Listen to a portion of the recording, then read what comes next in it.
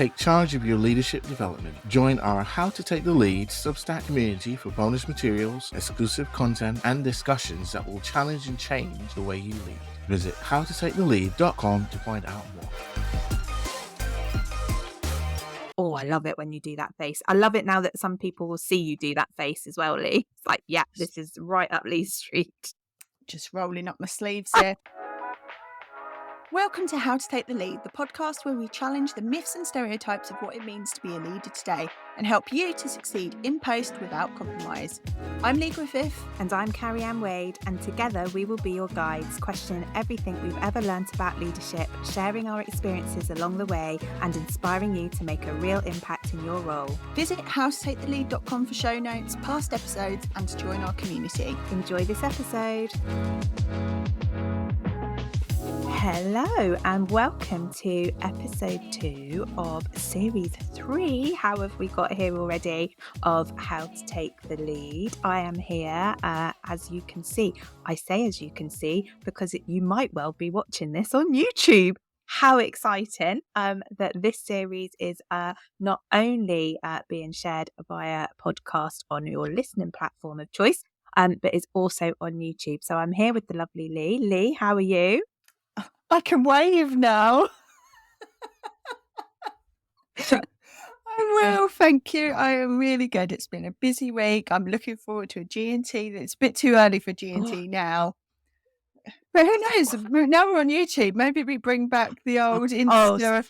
Stop if we bring back the gin recommendations. That would be amazing. Let us know in the comments if you want that. Yeah, if you want to start bring back the G&T movement for How to Take the Lead, yeah, please do let us know. That's just really made me chuckle. I also now have a request of you, Lee, given that this is being filmed and will be on YouTube, is to please remind me if I ever have another Jack Duckworth moment with my glasses. Niche reference. Yeah, very niche reference. You can go back and find the episode that we're referring to on the podcast. So I now have to be aware of what I look like, as well as what I sound like, as well as what I'm saying. But trials and tribulations of leadership, eh? I know, it kind of flies in the face of the fact that we go like, just show up as you are, and there's us putting our lipstick on. Yeah. I couldn't possibly go on looking like that. I'll frighten people. And then I felt sorry for my poor team who do sometimes have to see me on video all day long without my lipstick on. So, I probably need to stop, being my more authentic self. So here we are. Welcome to How to Take the Lead. You can now watch along on YouTube if you'd like to. If you would like to do that, we would love it if you would share it, leave a comment, and the same applies to listening on your platform of choice to the podcast as well, because if you just share this with one other person, you are helping us with our movement in creating the modern leader, which would be just brilliant. We're also on the socials, so you can find us on Instagram and Twitter. And again, we would love to hear your feedback. Do connect with us, tell us what you think and what you'd like us to cover to help you on your leadership journeys. So I think that's probably all of the intro spiel I need to give to make sure that you are showing up where we're showing up and vice versa. It feels like when you go to a conference now, doesn't it? The exits are here and here. We haven't got a planned alarm. No. So if you do hear one, please evacuate the building. I would say if you need a comfort break, we're all adults and just go. But I would be disappointed if you did that, Lee. Then I would be sat here on my own. So if you need a comfort break, you're just going to have to wait, okay? So let's get into what we are planning to talk about in this episode of How to Take the Lead. And it's something that has come up for me in numerous different conversations over the years, I would probably say. So not just recently, but over a period of time, around what organisations can do to support the development of their leaders. It's something that I often hear quite a lot of moans and niggles about. It's something that some places seem to get really right. Some places seem to get really wrong. And there also feels like there are a lot of organisations that are just sitting somewhere in the middle of that spectrum, kind of just doing enough maybe to make leaders feel valued, to help develop a potential pipeline of future leaders for their organisation. So I really wanted to just have that conversation with you today, Lee, and get some of your views on that. And where I wanted to start, given that we definitely both claim to be leaders in our respective fields and in potentially previous roles we've had in your situation and in my current role. But I just sort of wondered if we could reflect a little bit on how we got here. We don't have to go into all of that because that would be a really long episode. But from the point of view of what sort of leadership conversations did you ever have, if any, early on in your career? Because we have found ourselves, for whatever reason, would like to think through hard work and aspiration, in these leadership positions in our careers. But like, when did we talk about this sort of stuff, and who talked about it with us when we're much earlier on in our career journeys? Yeah, it's really interesting, isn't it? Because I don't recall any specific conversations. Certainly not in my more junior days, if I put it that way. I can recall a couple of conversations when I became more senior, but not anything in as I was kind of coming up the ranks. There's two conversations that stick in my mind. One was telling me actually that I needed to move into a more operational role if I wanted to progress in my career. So it was kind of saying, oh, your chosen profession isn't taken seriously enough and you need to. Well, let's not get on that soapbox, Yeah. Lee, because that could be a whole other episode. And the other one was with a really supportive CEO who recognised what I could offer. And I suppose actively then had that discussion with me about, well, let's get you a coach to work on the things you perhaps don't feel as comfortable with. Put me on a system leadership course. So that was expanding my horizon and my network a bit more. And it was a course they'd been on themselves. So actually both of these conversations were with CEOs. So it's quite interesting, the different approach of two different CEOs. I'm giving you the finger there. Yeah, I know. Sorry to all the viewers / listeners who have just seen Lee flip the bird. So yeah, it's an interesting one that I genuinely, maybe someone in my past will listen to this and go, hang on a minute, what about this thing that happened? But I can't remember it if I did. And I think that's interesting, isn't it? You say maybe someone in my, who's had a touch point with me in my past career would beg to differ. But actually, if that hasn't stuck with you and resonated with you, good, bad, or otherwise, then clearly it didn't really have an impact. So I think that is interesting. And my experience would be very similar to yours, which was, until I had an opportunity to move into a more senior role and act up and really think about being a leader, what it means to be a leader, or have any conversations about sort of leadership development. And until you're in that space, and there's a little bit of me that worries if that's a bit too late for some people, like you're in it then, and it's like, that's a whole other conversation. Okay. I'm sure we're going to get into.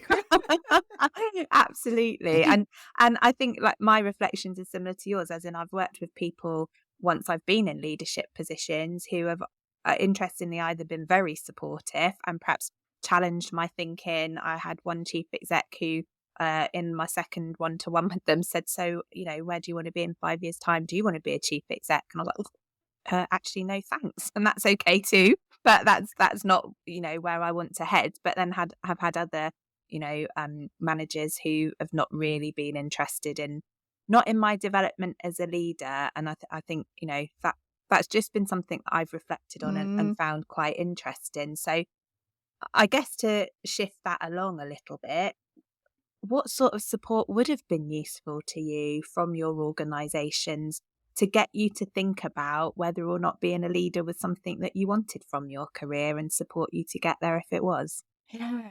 I mean, it's a hard one to answer in some ways, because I've always been very proactive in my own development. And therefore, when I say I didn't get support from my organisation, I didn't get specific leadership support. I did get a lot of support because I made a case for things. They paid for me to do a master's. I went to conferences, all of that kind of stuff.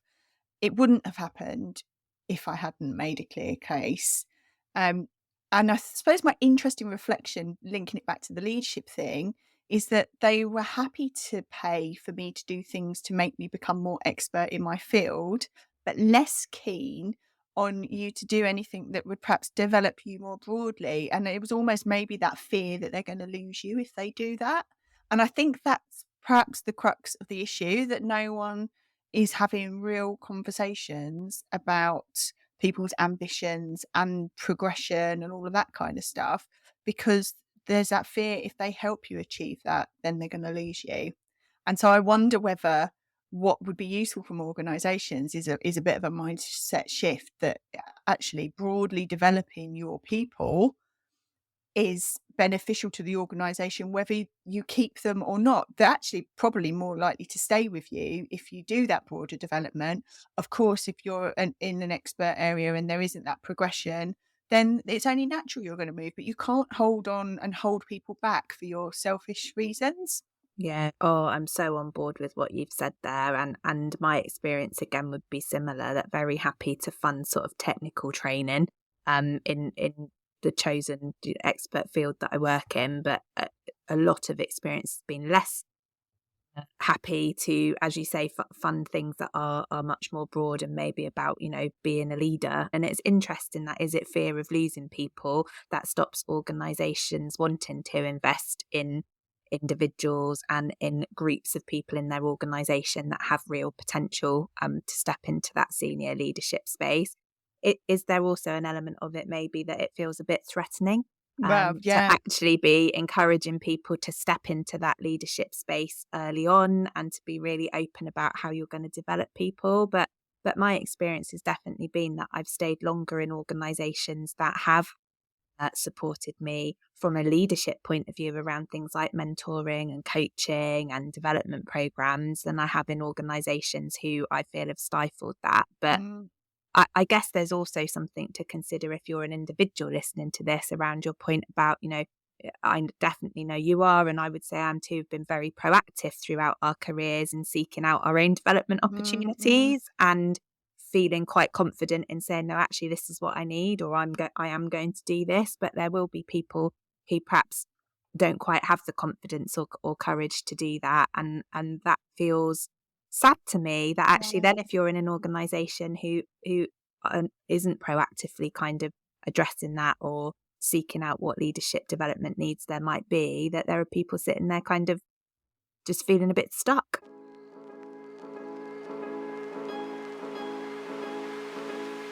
Are you a public sector senior leader who wants to make a great impact in your role? Are you struggling to take people with you? Are you working in the weeds or tackling things that your training hasn't prepared you for? Do you want to stop second guessing your approach and show up in a way that feels true to your personality and values? At Sunday Skies, I specialise in helping leaders like you communicate with impact so that you can improve organisational performance, engagement and reputation. Sign up to my email list at sundayskies.com/email.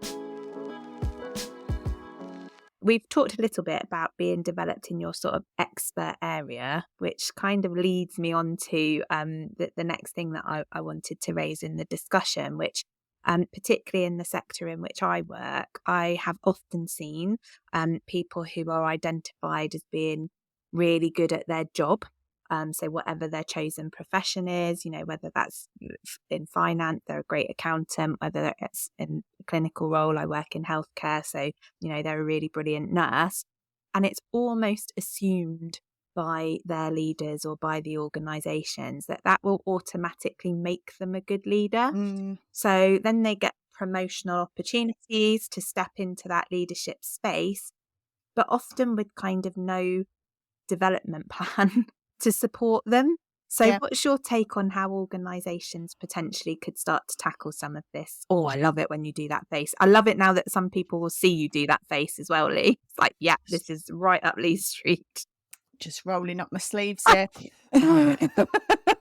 So this is like my big bugbear, and actually probably one of the reasons that I do what I do in my business, because people are supported, developed, promoted within this kind of funnel. They go upwards in a very straight line, based on the area of expertise they have. And then suddenly they get to the more senior level and this platform opens out and the expectations on that person triples, quadruples, whatever, usually in line with the amount of money that they're paid.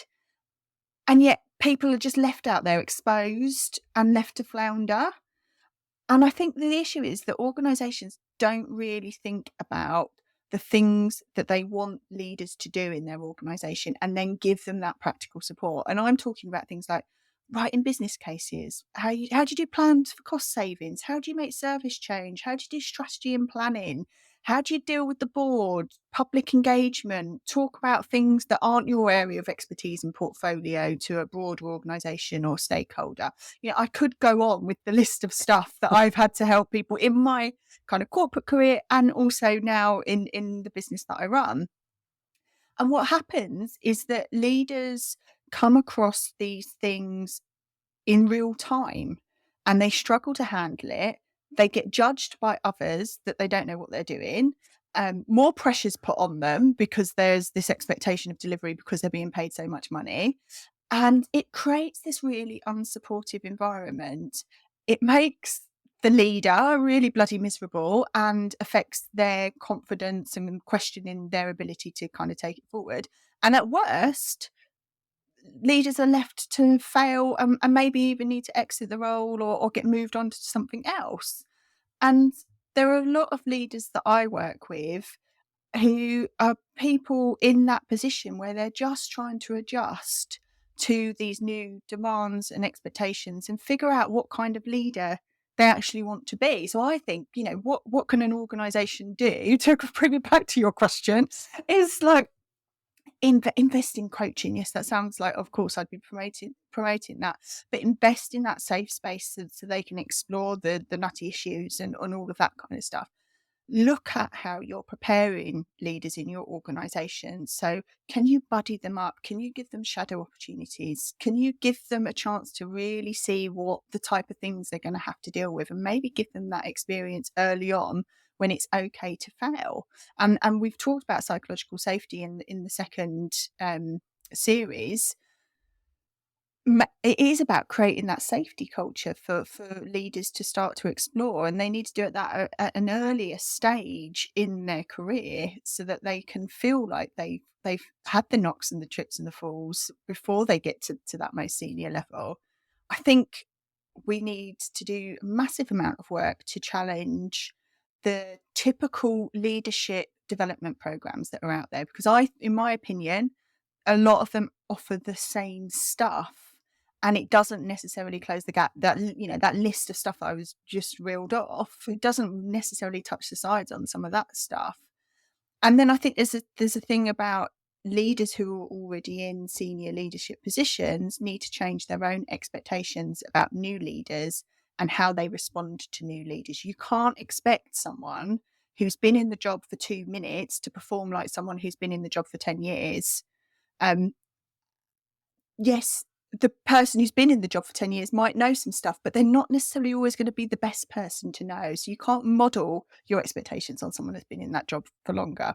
Sorry, that I literally could talk about this all day. I do know, I love it. I feel like that's the first soapbox moment really of series 3, which is excellent because it's only in the second episode. So more of this as we go on, I'm sure. But yeah, there's so much in what you've said there, Lee, that really resonates with me. And I got when you said about, leaders who've been well established in an organization can't expect new leaders to just like step in and be like them, but nor should we want new leaders to be like them. Well, that's what we're here for, isn't it? Exactly. Yes. And there's something for me just about that, like, we want to create that diverse thinking, that diverse culture, that diverse conversation. So we don't want 10 leaders who are all the same. We want these new people to come through and feel able to flourish and grow and thrive with support, that they're not just left there, as you say, floundering, left to their own devices because they haven't had maybe that encouragement, that exposure, that support before they've got into those senior leadership roles. So I absolutely do agree with everything that you've said. I think there's also something for me, and you touched on it slightly, so I'd like to explore it a bit more, around the types of organisational leadership programs that get put on. And my experience has been that they are either not actually leadership development programs at all, they're management training programs. Yes, And they're yes. about really practical. And I know we've talked about, needing to understand a bit more about how your remit changes as a senior leader. But the leadership development programs that I've often had exposure to are just about, how to be a decent manager, basically, managing sickness, having a challenging conversation, how are you logging annual leave, like how are you managing performance. And But it's all down here, yeah, isn't it? And that's the very thing. So operational. those things might still be true, but they're different when you get to a more senior level, and the context changes, and yet the training doesn't change. Yes, they're badged as a leadership development program, and really they're management training. Or I tend to find there's a kind of one size fits all approach. And I know there are organisations like we have our way, so and we have our value set, and all of those things are really important to be aligned. But I sometimes think that kind of blinkered one size fits all with what leadership development we're going to offer, because what we're trying to do is create a consistent approach and a consistent offer for leaders, doesn't work for people on a lot of levels, either because their own kind of ways that they grow and develop and educate themselves are not what's on offer in that program. So it's kind of not diverse enough in terms of opportunity and ways of learning. Or I guess because it sort of feels sometimes a bit culty, and like, I absolutely think, values need to align when you work in an organisation for you to feel able to create that psychological safety and work well with other people. But sometimes it can feel a bit like culty, like actually, this leadership development program is going to turn you into a bit of a robot leader. Is again, back to that point, the same as every other leader. And actually, I don't feel like that is what we want in this day and age in terms of leadership. So sorry, having gone a really long-winded route around describing all of that, I guess it's kind of, with taking that on board, what are your views on what we need to consider in order to change some approach to this kind of one-size-fits-all management development rather than leadership development?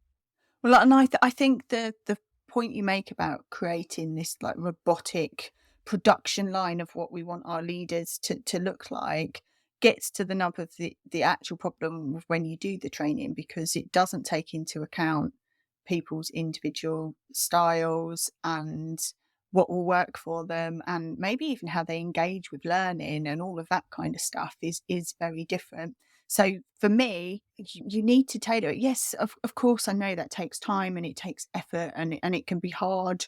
You want to try and do things at scale because that's the most cost effective and quickest way to do things. But you've got to be able to couple that with bespoke interventions with people at the right time on the right topic. So you need to be looking at, what are the topics that person needs? How do you deliver it that's going to best engage that person and help them? And when is the right time to do that? So don't just say, oh, everyone's got to come along on a Monday morning and we can do this once a month and that's it. Because there's no, for me, there always lacks a so what factor to that training, because people will go for a 1 day thing or a week thing or half a day, whatever it might be, or online training. And then the next day they go back to business and they forget it. They've made some notes, they filed the notes away.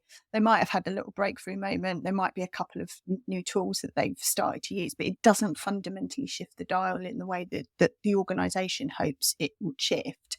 And it's a nice to have, but doesn't fundamentally change practice. So I think organisations have to look at how they make it sticky for people. And I think that's where things like coaching is really powerful, because if you look at, I don't know, athletes, they all have performance coaches, for example. And in leadership, it can feel like it's a nice to have a coach, or it's only for the most senior people in the organisation. But what if you took an approach of actually, let's get performance coaches to help support these individuals? And yes, it might be maybe the top 20 or the top 30 people that you identify in your organisation that's got potential, and you start to use that approach. But then it's looking at, how can you almost train the trainer? How do you create a coaching culture in the way that you lead and manage, so that people are able to take that reflection and actually make the change happen. I'm all for that. I am absolutely here for kind of that personalisation. So I agree, there is a time and a place maybe for that more organisational wide approach to some of that development, but that can't be the only way you develop leaders or potential future leaders in your organisation. The coaching is really powerful, and actually, going into a slightly different topic that I know we've covered before, really fits with what type of culture you're trying to create in your organization, that your leaders are role modeling. So that kind of coaching behavior and style of leadership can be definitely really powerful. I also think there's things in there for me around, you mentioned some organizations wanting leadership development to feel and be cost effective, but there is something about investing in people, whether that is through paid for development opportunities, or whether that is through some development opportunities which might be free, like shadowing, like potentially having an informal mentoring relationship, helping people to grow their network of peer support. But it's almost enabling people when they reach leadership positions to know that it's okay to invest their time in that, because it's an important part of growing as a leader.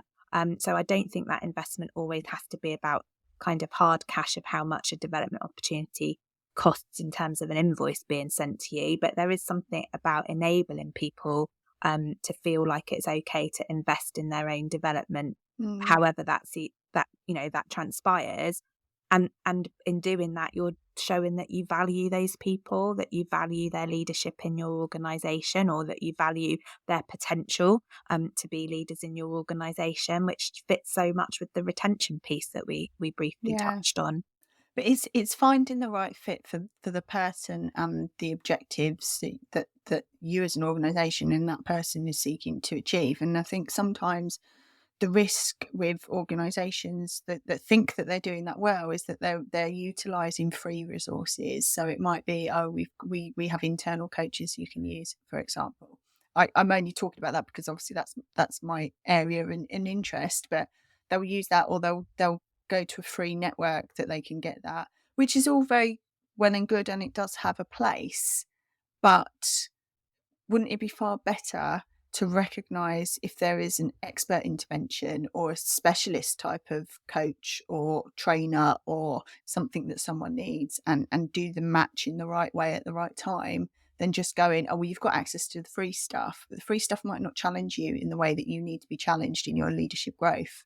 And it might not make you feel as valued as somebody actually investing in you as a leader, and it might not make you want to stay. Absolutely. And, I think one of the things that comes up a lot for me with senior communicators that I work with as a mentor is around the fact that probably up to that point where they've potentially worked with me, they've been given exactly what you've said. Oh, well, we've got trained mentors in our organisation, so use one of them. And it's like, actually quite often they don't have that professional background and expertise that a mentor can often bring in terms of experience and support and advice. But equally, sometimes leaders don't want that in their own organisation, because what they want to talk to a mentor or a coach or whomever, a support network, about feels like something that might be too tricky and challenging to talk about with people that work with you. Yeah, and they've got to show their vulnerability, and it can be really hard, particularly if you're in a senior leadership position, to show. And we talk about showing up and saying, this is hard, I don't know how to do this and that and the other. But that you've got to go on a journey to get to that place to be able to be open with someone and say that, and you've got to be able to expose that vulnerability. And if you can't do that in a safe space first, you're never going to do it in your organisation. Absolutely. And I guess many people listening to this will already be in senior leadership positions and leaders in their own organisations who perhaps have that power to think about how they want to develop future leaders or existing leaders in their organisation. So if we're talking to one of those individuals, what can I as a leader start to think about in terms of how I can do things differently and help develop other leaders in my place of work?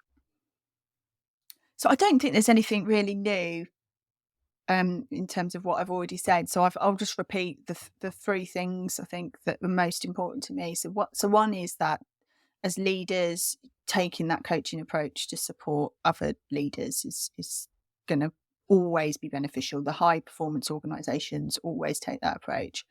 I think you need to think about the person, and you need to stop worrying about them, about losing them, and they don't need this kind of development for this role or for these objectives. You think holistically about the type of person you're helping to shape and the impact they can have on the organisation or in other organisations that they go on to work.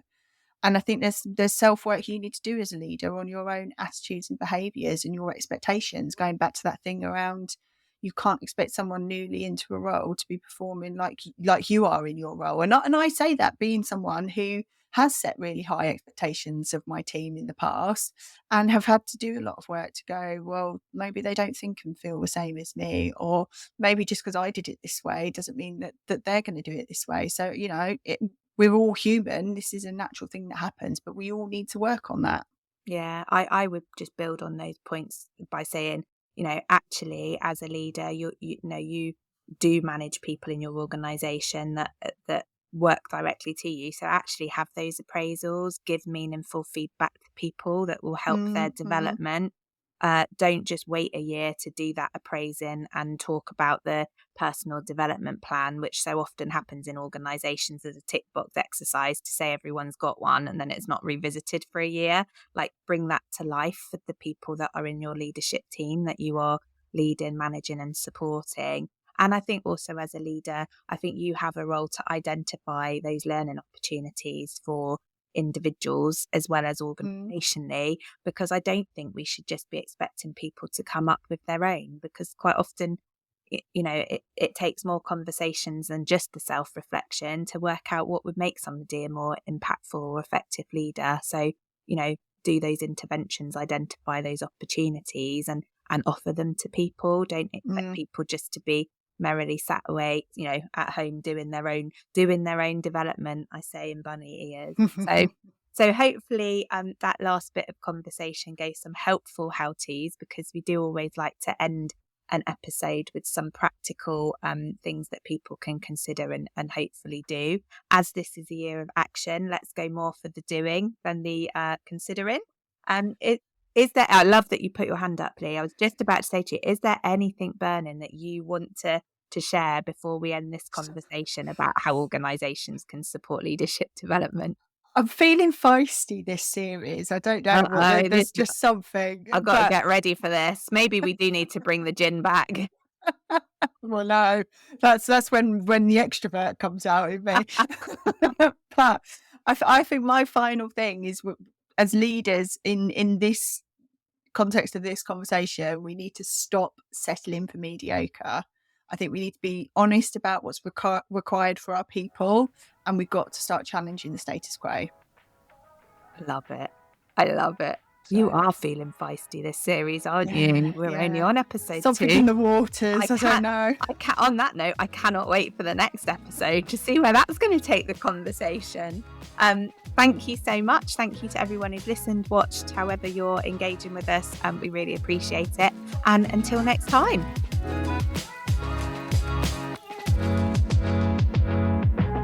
Thanks for listening to today's episode. Don't forget to hit follow and share the show with someone you know. Oh, that rhymes. A rating or review will be much appreciated. If you're looking for some leadership inspiration, why not get a free copy of our recommended reading list? Visit howtotakethelead.com to download. Until next week, get out there and take the lead.